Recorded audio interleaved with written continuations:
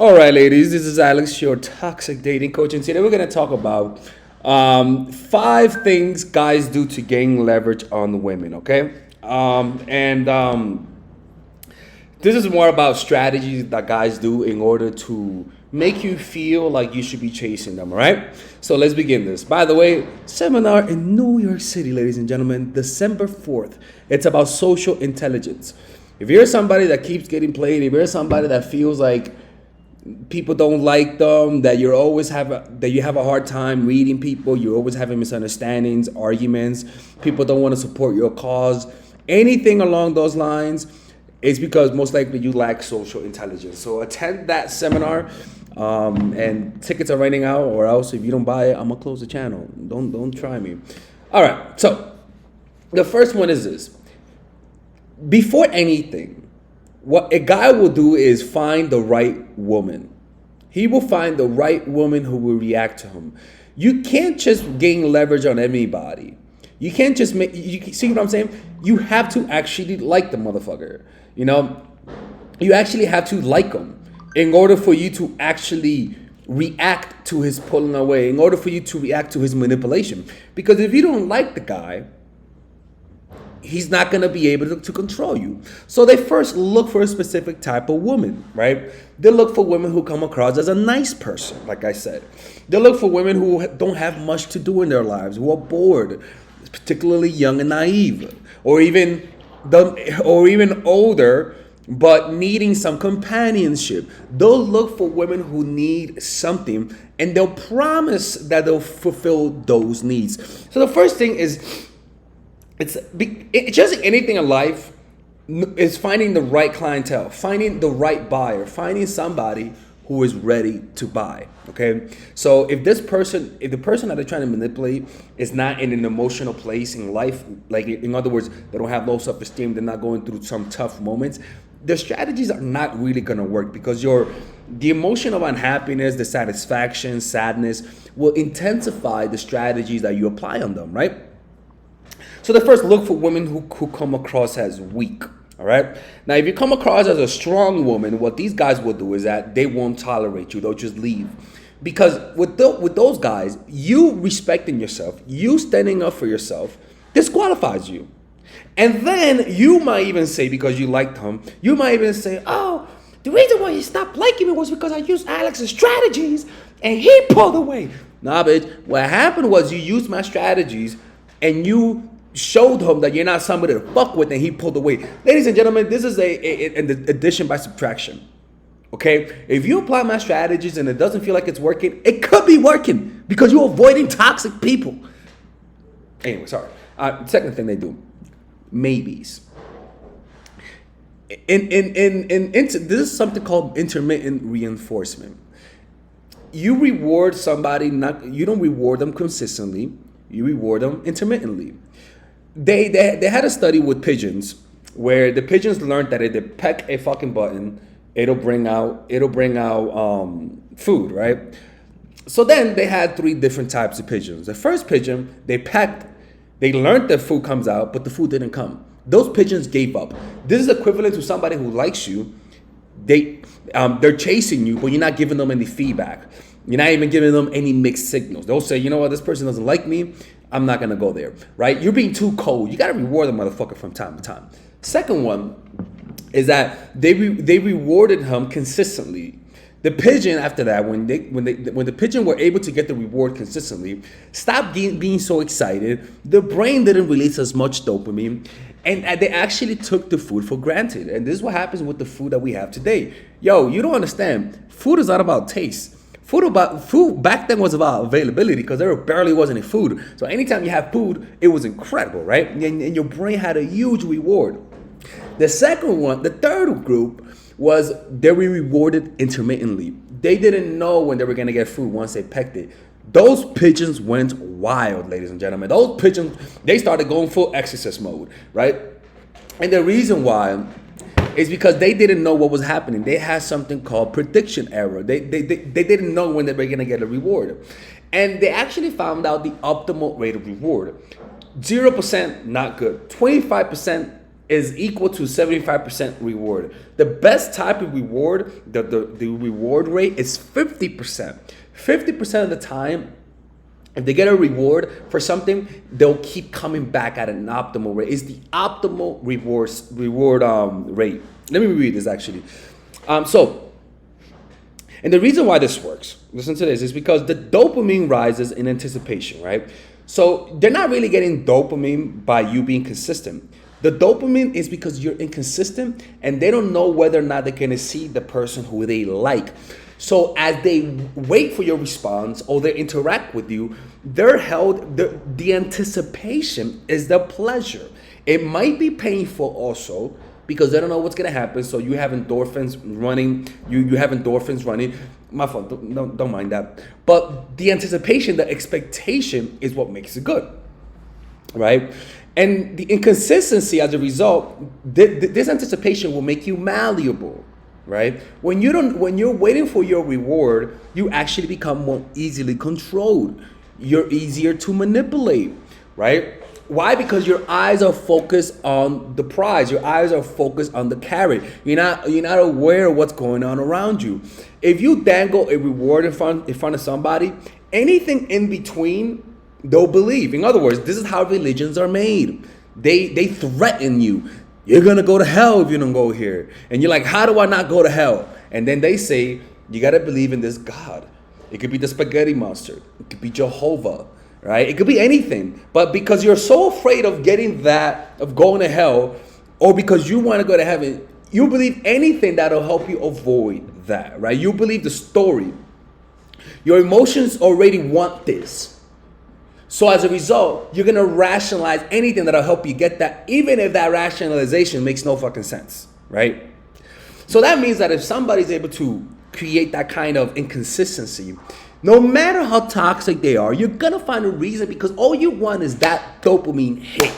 That's all you want. And whenever you don't get the dopamine hit, you're gonna get a rise in cortisol, which is your stress hormone, right?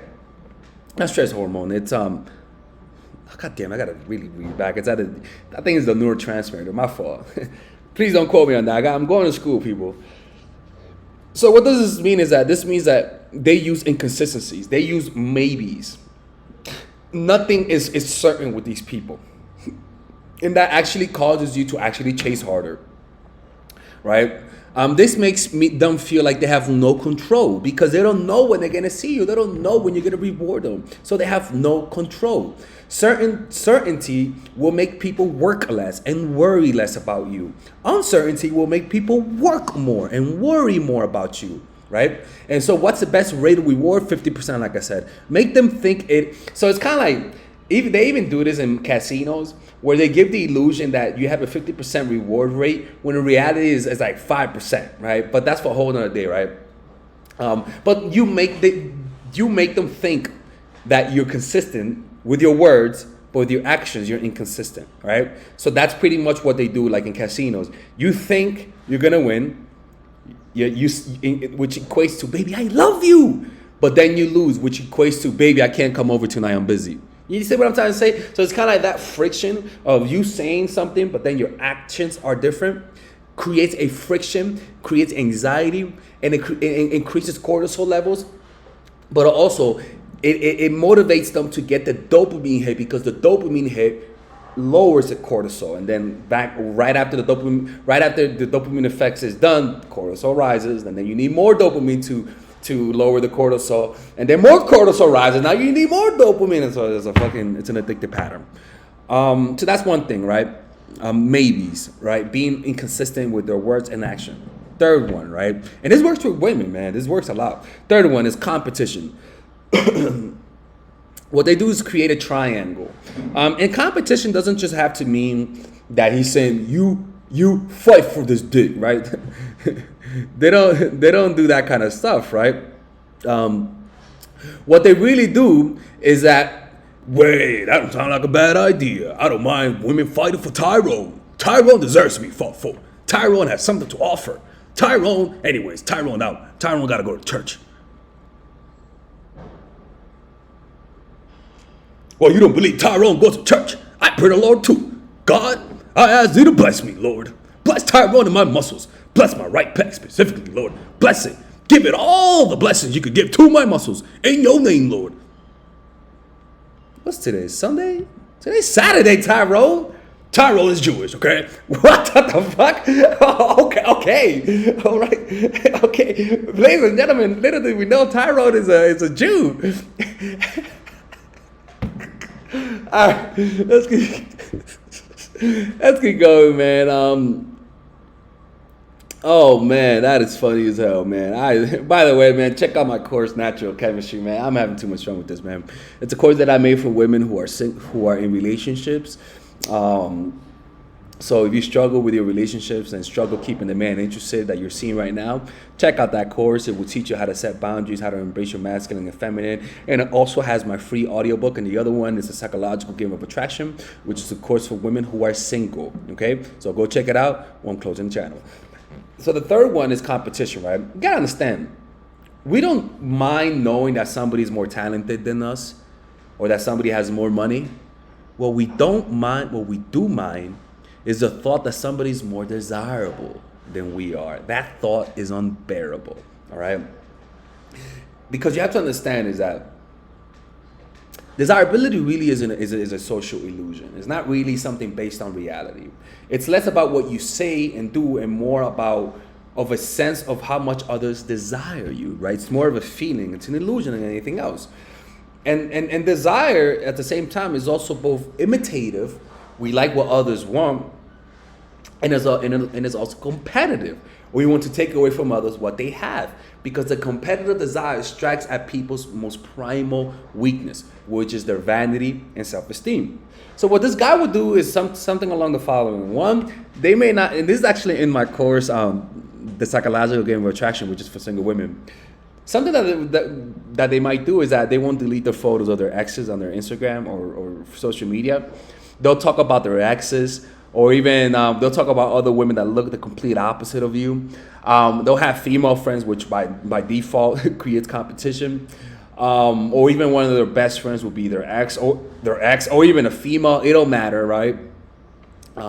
It could be that you look like his exes, and as a result, you're afraid whether or not she's gonna come. Or even he cheated on you with his ex, and now he's back, and he's gonna tell you, "Baby, I'm not gonna cheat on you no more. I changed."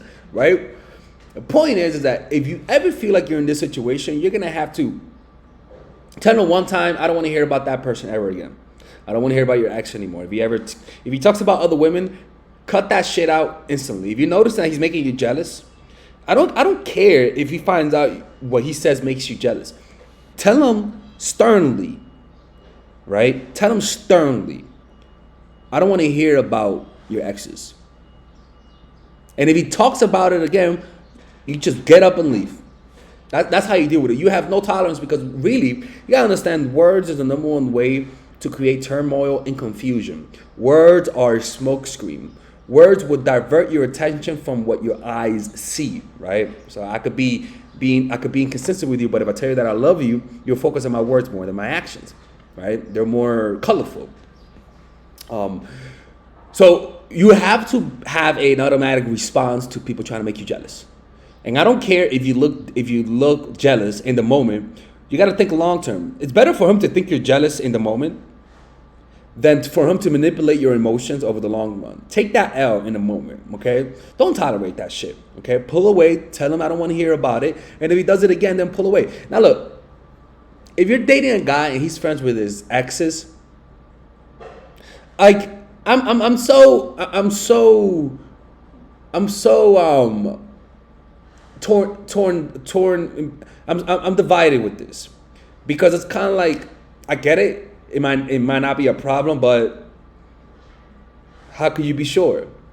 I don't recommend being with somebody who's friends with their ex. That's just my opinion. That's on you, but because it just creates this competition. It just does, right? So that's something to do. Competitive. They create a competition. They create a triangle, and like I said, it doesn't have to be explicit. It could just be subtle, right? It could be that he has a lot of female friends, or or even actually, this is what men do, not what you are projecting on the world, right? That's one thing. Competition. The way to win a competitive game with another woman is to not play. Let her win. I'm serious, man. I'm serious. It lowers your value. As petty as you are, as much as you want to win because you don't want that bitch to win, what the fuck are you gonna do?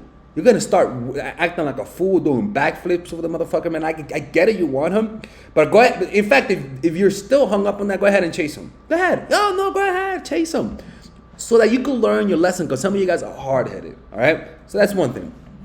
Number 4, a willingness to walk away. You can sense it. You can sense it. You can sense it because you feel that if you break up with him, he's actually gonna never come back. You can sense the willingness to walk away. And the willingness to walk away almost comes down to the second point, because they're inconsistent. A willingness to walk away, you know it because you're fearful. You're afraid of losing him. The more afraid you are of losing him, is most likely a reaction to his coldness. Because you feel their willingness to walk away because of their coldness. It's just that simple, right? It permeates your attitude when you're actually willing to walk away. It actually makes the person you're talking to insecure, even though they don't know what you're thinking of. That thought, that mindset radiates. It marinates your soul and people could feel it. Those types of people, you have to counter it with rationality. You have to realize what you feel might be a reaction to manipulation or might be a reaction to his coldness. And what you want is to be close to reality, not fooling yourself because you want this to work out. So that means if you feel that, you have to, as much as it hurts, you have to leave. You have to make sure that he shows you that he likes you. You cannot not leave because you're afraid he might not come back, because that just means you don't want to face reality. There's a reason why you feel that way. There's a reason why you feel that way. It's not easy. But it's not easy being with somebody who you don't know whether or not they'll come after you if you leave. Any man that loves you, as much pride as they have, they will come after you if you leave. But if you feel like you don't, that it just means, look, this is very simple, man. When a man likes you, you know it. When a man doesn't like you, two things happen. You think he doesn't like you, or you don't know if he likes you. Those are the two things you feel, because when somebody likes you, understand, it's an emotional experience. It's an intense emotional experience. It's not a rational thought. It's not like there's, it's just, that sounds stupid. It sounds so silly in that 5 to 10 seconds. Anyways, keep going. And the 5th one is intimidation. They intimidate you through their coldness. They intimidate you through talking about how they left the girl who did this or who did that. They pretty much learn how to have an intimidating aura. So how do you know? What? Those people, the first thing they do is control their nonverbals. They're more cold. Their voice is more like cold. There's not a lot of inflection. A lot of times women react to cold men with attraction. Right. Other coldness, it could be that, like I said, they're distant from you.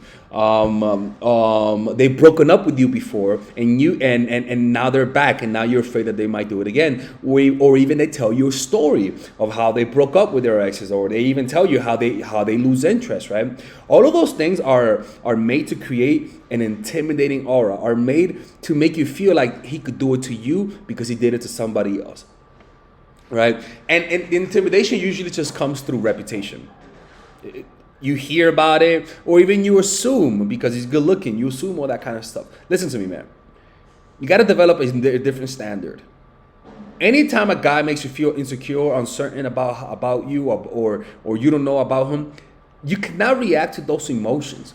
If I'm telling you this, learn to develop a rationality wherein if you feel any uncertainty about what this guy feels about you, you don't find out, you leave.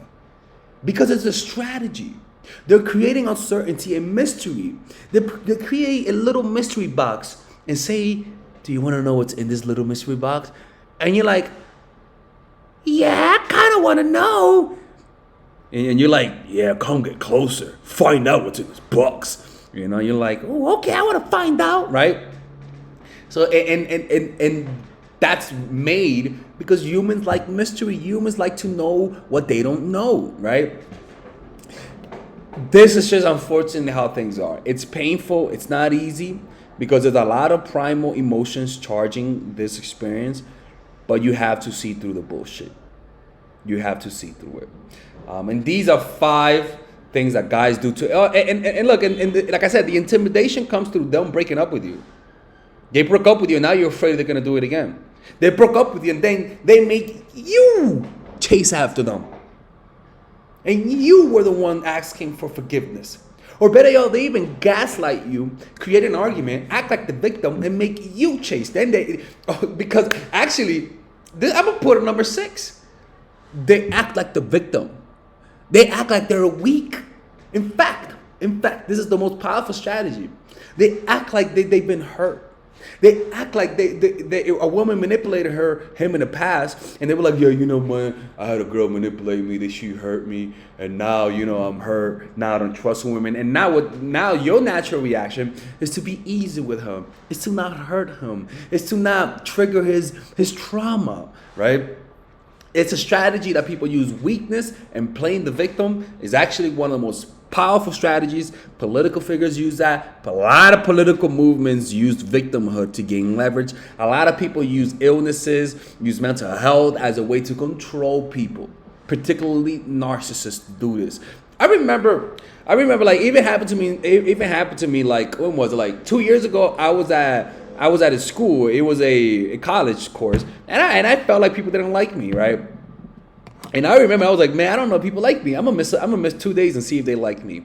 And the reason why I did that is because I wanted to see if they would care, right?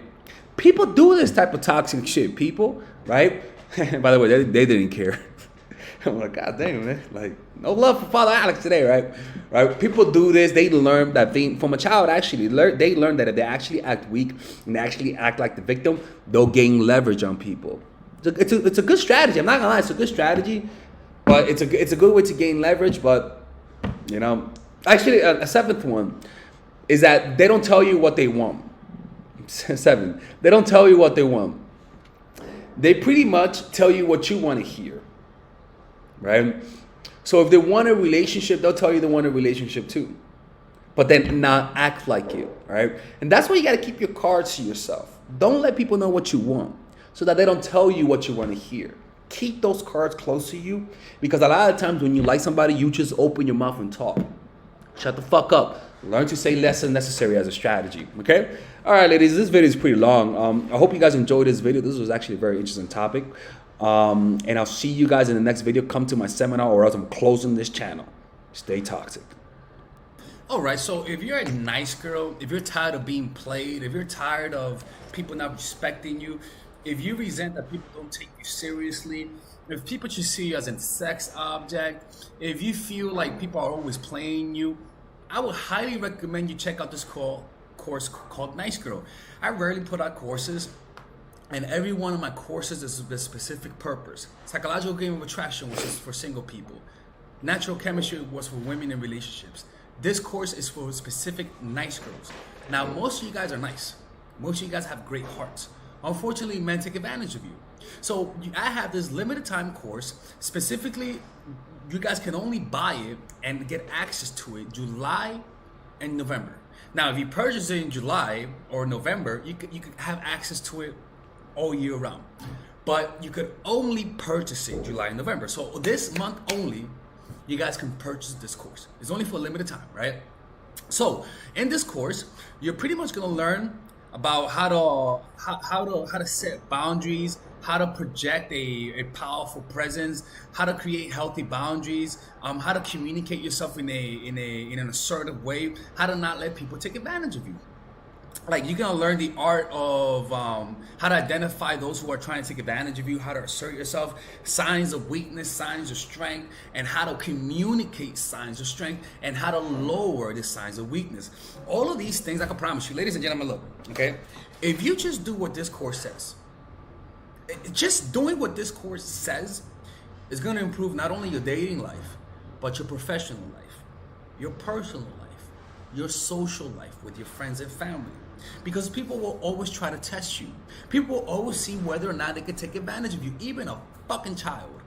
So by purchasing this course, you could create a healthy immune system. There are three types of immune system. There is your body's immune system. There is an emotional immune system that you increase through meditation. And then there's a social immune system that is through self-assertion. Okay, so this course will help you build that social immune system to push away certain behaviors from your life and certain people, and by default you attract the right people. So check out that course. One, it's not okay. Look, I'm just gonna be honest with you. It's not gonna fix the problems 100%. I'm not here to lie to you guys. I'm here to give you a realistic expectation. Okay, it's not gonna completely change your life from day to night. But if you do what the videos say. Okay, if you're 20% if you're at a 20% in terms of assertiveness, by finishing this course, you could go through it 40%. Now you guys might say, where are the evidence for it? In my life only. Okay, and through people's experience through applying these methods and through doing research about what actually helps assertiveness. Okay, so I thoroughly researched this course. I put a lot of thought into it. It's not complete. Next month, I'm going to add another part, which if you buy it now, you're going to have access to it, okay? So I'll see you guys inside that course, and stay toxic, my friends. Purchase it now, or I'm closing the channel, okay? See you guys inside.